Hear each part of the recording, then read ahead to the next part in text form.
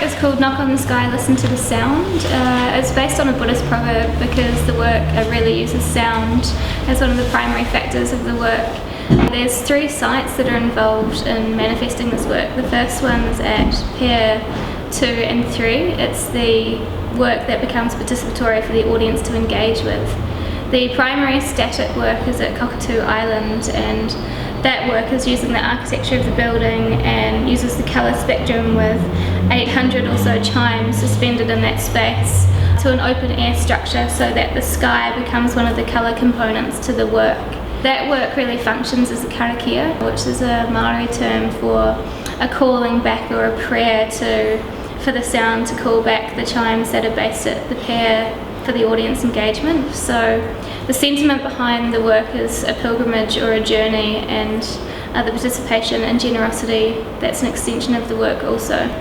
The audience is invited to, after a ceremony on the 7th of August that I'm hosting with the Galagal people, to come and take one of the chimes away from the site and take it home and paint it or decorate it in a way that they choose, and then reinstall the work back in a tree alongside the static work at Cockatoo Island.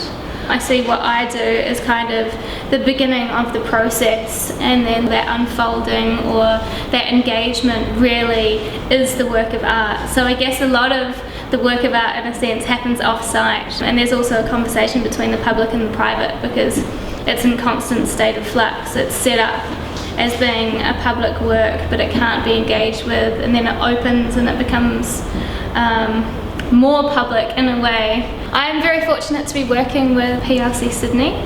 That has been an amazing experience to be able to kind of have an outreach, education, an environment that's really conducive to that generosity and sharing for the work as well. So I've managed to be fortunate enough to be involved in a classroom environment where I can really talk to the girls about what my work's about, and we can share those sentiments that they can then engage in the work in a similar mode of making.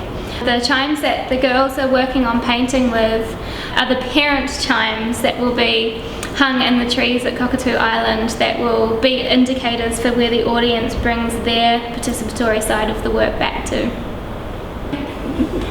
I'd love the audience to take one of the chimes away with them for this work, and having the opportunity to really extend the work far beyond my vision or my outreach.